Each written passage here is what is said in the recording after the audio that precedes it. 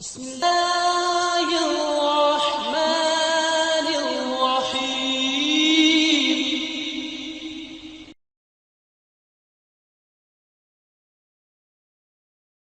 الحمد لله وسلام على عباده الذين اصطفى.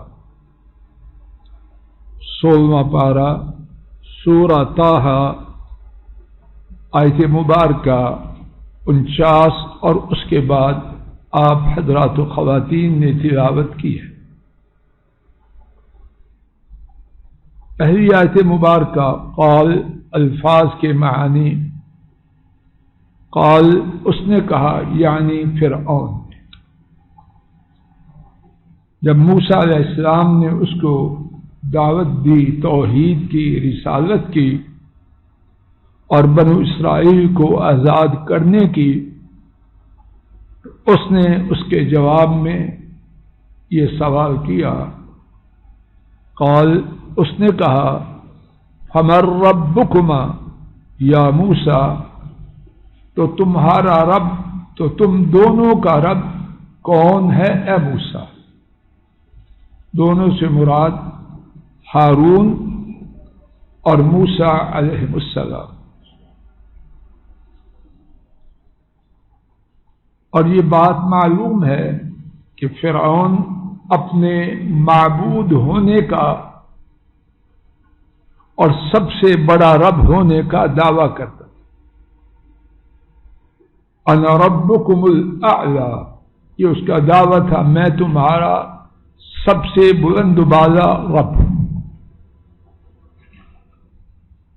موسیٰ علیہ السلام نے اسے جواب میں کہا قال ربنا اعطى كل شيء خلقه ثم هدى. الفاظ شریفہ کے معنی. انہوں نے کہا یعنی جواب دیا، ربنا ہمارے رب، الذی وہ ذات، اعطا انہوں نے عطا فرمائی، کل شیء ہر چیز کو، خلقہ اس کی شکل و صورت، ثم ہدی پھر اس کی رہنمائی فرمائی. بامحاورہ ترجمہ. انہوں نے کہا ہمارے رب وہ ذات ہیں جنہوں نے ہر چیز کو اس کی شکل و صورت عطا فرمائی، پھر انہوں نے رہنمائی فرمائی. اللہ اکبر. نبی کا کلام نبی کا ہوتا ہے. انہوں نے رب العالمین کے بارے میں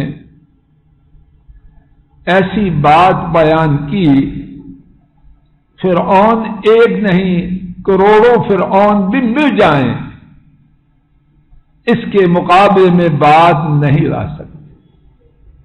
جواب کریں. اللہ اکبر. نبی کو اللہ نے بہت زیادہ عقل اور بہت زیادہ گفتگو کا سلیقہ عطا فرمایا. اب میرے ساتھ غور کریں، دل چاہتا ہے بار بار بات کو جواب، بار بار ان کے جواب کو دہراتے رہے. اور فرعون اپنے اتنے بڑے دعویٰ کے، کیا اس نے کچھ پیدا کیا؟ مکھی کا پر کو پیدا کیا، اور آج تک کسی نے نہیں کیا. مکھی کسی نے بنائی ہے؟ کہتے ہیں سائنس کی بڑی ترقی ہے. یونس صاحب تو پڑھے لکھے آج، بنائی ہے کسی نے مکھی؟ مچھر کیسی لاجواب دلیل پیش کی. اور پھر کیا ہے؟ اب دیکھیے ہر چیز کی شکل و صورت جدا جدا.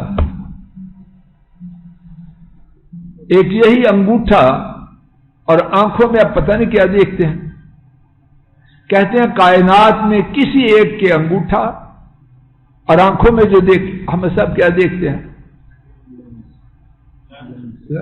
وہ کسی دوسرے شخص سے نہیں ملتا. کتنی دنیا ہے، اعطى كل شيء خلقه، اور کیسی شکل و صورت دی اور کیسی رہنمائی کی جو اس کے حالات کے مطابق ہے۔ پرندے کا بچہ ذرا بڑا ہوتا ہے تو دانا چگنا شروع کر دیتا ہے، بطخ کا بچہ تیرنا شروع کر دیتا ہے، جانور اور انسان کا بچہ دودھ پیتا ہے۔ یہ کس نے سمجھا ان کو؟ پرندے کو اڑنے کی طرف مائل کرنا، بطخ کے بچے کو تیرنے کی طرف لگانا، اور انسان اور جانور کے بچے کو دودھ پہ لگانا کس نے کیا؟ ہمارے رب وہ ہیں جنہوں نے ہر چیز کو شکل و صورت دی اور پھر رہنمائی کی کہ تو نے یہ کرنا ہے۔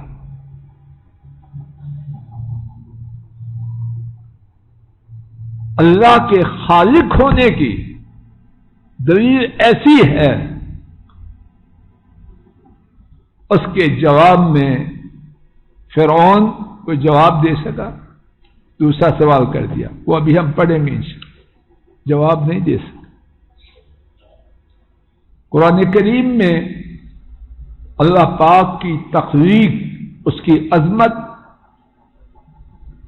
کے بارے میں بہت کچھ بیان کیا گیا۔ میرے ساتھ دو مقامات دیکھ لیجیے۔ سورہ الملک 29واں پارہ، آیت شریفہ 3 اور 4، 29ویں پارے کا آغاز۔ الذی خلق سبع سماوات طباقا، وہ ذات جنہوں نے 7 آسمان پیدا کیے اوپر نیچے، طباقا اوپر نیچے،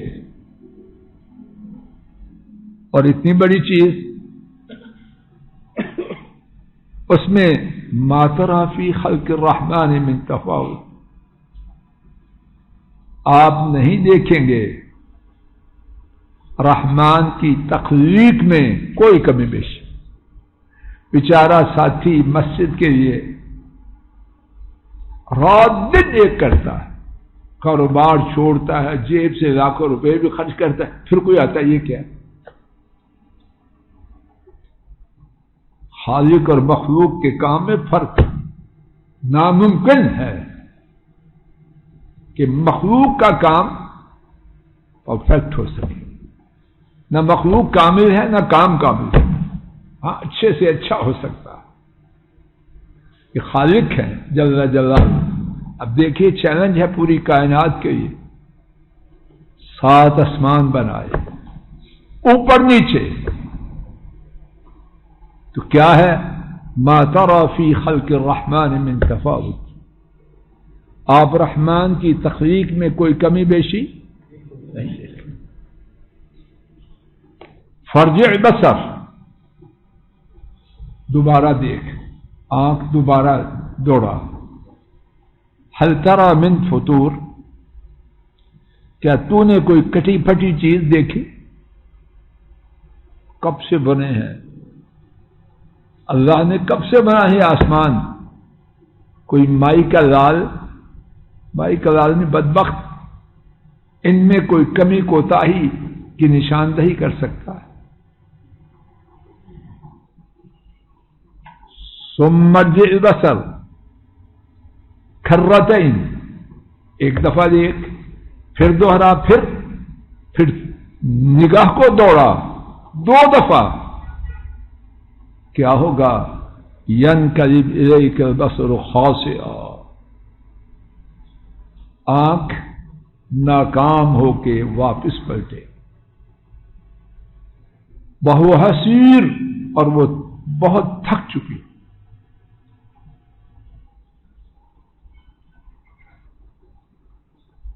ایک اور مقام دیکھیے، 21واں پارہ سورہ السجدہ،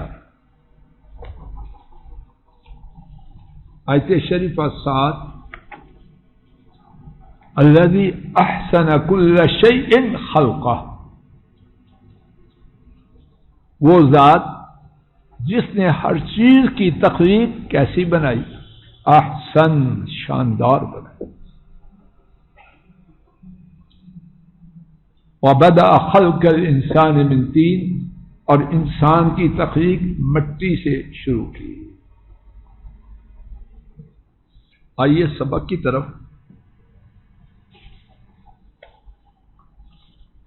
فرعون کے پاس اس نے اپنی طرف سے بڑی بہادری کی، موسیٰ علیہ السلام سے سوال کیا، انہوں نے جواب دیا، اب جان چھڑا رہا ہے۔ اگر اس کے پاس کچھ ہوتا تو اس کے جواب کو توڑتا یا جانے دیتا؟ جی توڑا ہے، بات ہی چھوڑ گیا، موضوع بدل گیا۔ جھوٹے لوگوں کا عام شیوا، جہاں ان کا جھوٹ نکھر رہا ہو نیا موضوع شروع کر دیتے۔ اسی لیے گفتگو کے آداب جو سکھلاتے ہیں کہ جب کسی سے بحث کرو دوسرے موضوع سے کے متعلق بات نہ کر دے، اس کا فیصلہ کرو پھر آگے جا، ہے بات کہ نہیں؟ اب وہ چھوڑ گیا۔ قال فما بال القرون الاولی، کہا، اس نے کہا الفاظ کے معنی، تو کیا ہے بال حالت، قرون قرن کی جمع، پہلے زمانوں کی مراد ہے زمانے والے لوگوں کی، الاولی پہلے، قرون قرن کی جمع مراد زمانہ، الاولی پہلے، بامحاورہ ترجمہ اس نے کہا تو پہلے زمانے کی، پہلے زمانوں کی کیا کیف حالت ہے، یعنی پہلے زمانوں کے لوگوں کا کی کیا حالت ہے۔ اب توجہ فرمائیے، جو اس نے سوال کیا اس کا جواب پایا، اس کا کوئی اس سے تعلق ہے کوئی تعلق فاروق صاحب؟ اس کے جھوٹا ہونے کے لیے یہ بات بہت کافی ہے۔ یہ اس نے سوال کیوں کیا؟ پہلے سوال کے جواب میں تو مار کھائی، اب نیا سوال کیا۔ بعض مفسرین نے لکھا کہ شاید ہی کہہ سکتے ہیں، اسے آگے نہیں جا سکتے، شاید اس کی حکمت ایک سے زیادہ بیان کی ہیں۔ بعض مفسرین نے، اللہ تعالیٰ انہیں جزائے خیر دے، وہ ایک ایک کر کے سنتے ہیں۔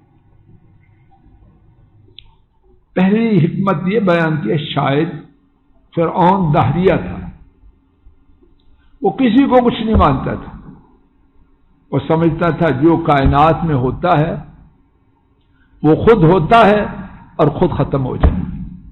برسات آئی، سبزہ اگا، بعد میں مٹی بن گئی۔ اس نے ان کے بارے میں پوچھا، ان کے کیا بنا؟ دوسری حکمت یہ بیان کی ہے، اور شاید وہ پہلی بات سے زیادہ قوی اور مضبوط ہو، کہ صدیوں سے لوگ، اس کے زمانے میں لوگ صدیوں سے غیر اللہ کو رب مانتے تھے۔ اس نے سوچا اب موسیٰ علیہ السلام پھر اپنے رب کی بات کرے گا تو ساری فضا اس کے خلاف ہو جائے۔ برے حکمران چاہتے ہیں کہ نہیں کہ ان کا جو مد مخالف ہے لوگوں میں ذلیل ہو جائے، آج کی زبان میں کہتے ہیں ریپوٹیشن خراب ہو جائے۔ ایسا پروپیگنڈا کہ لوگوں کی نگاہوں میں گر جائے اور اس کے لیے ہمدردی نہ رہے۔ شاید یہ حکمت ہو کہ اس نے یہ سوال اس لیے کیا کہ جو جواب موسیٰ کا ہے پہلے ان کے جواب کی روشنی میں وہ یہی ہوگا، کوئی نہیں۔ کہ وہ سارے پہلے جو تھے وہ کافر تھے، رب کو نہیں مانتے تھے، جب لوگوں کے آباء و اجداد اور پرانی نسلوں کو گمراہ اور کافر کہا جائے گا تو ان کے دلوں میں کوئی بھی ہو اپنے آباء و اجداد کو بڑا سمجھتا ہے، مگر تھوڑے۔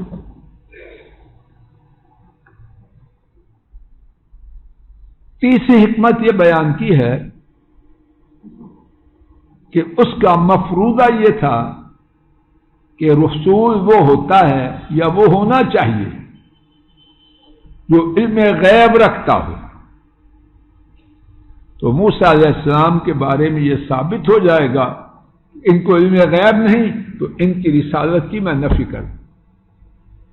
اللہ جانے اس نے کیا سوچا، لیکن اب جواب دیکھیے، سبحان اللہ، اللہ کے نبی کا جواب کمال جواب ہے۔ قال علمها عند ربی لا يذل، قال علمها عند ربی فی کتاب لا يذل ربی ولا ينسى۔ اللہ اکبر۔ انہوں نے کہا ان کا علم میرے رب کے پاس ہے، کتاب میں میرے رب نہ بھٹکتے ہیں اور نہ بھولتے ہیں۔ یذل بھٹکنا، ینسا بھولنا۔ کیا عظیم جواب ہے۔ اللہ کرے کہ میں بات کو صحیح واضح کر سکوں کہ مجھ سے کیوں پوچھ رہے ہو، میرا ان سے کیا تعلق ہے؟ جس نے حساب لینا ہے، اجر و ثواب دینا ہے یا عذاب میں مبتلا کرنا ہے، اس کو پتا ہے۔ آج کی زبان میں کیا کہتے ہیں، بکار سے irrelevant question، بیکار بات کر رہے ہو تم، اس کا کیا تعلق ہے مجھ سے اور میری دعوت سے؟ جس رب نے حساب لینا ہے اس کے پاس اس کا علم ہے۔ نہ میری دعوت کا یہ حصہ ہے، نہ میری دعوت کو ماننے کے لیے شرط ہے کہ مجھے پہلے زمانوں کے لوگوں کا علم، نہ میں دعویٰ کرتا ہوں۔ فی کتاب، اور یہ فرمایا فی کتاب، یہ جو علم ہے کچا نہیں ہے، تحریر شدہ ہے۔ تحریری بات عام طور پر زیادہ مضبوط، اللہ کی ہر بات مضبوط۔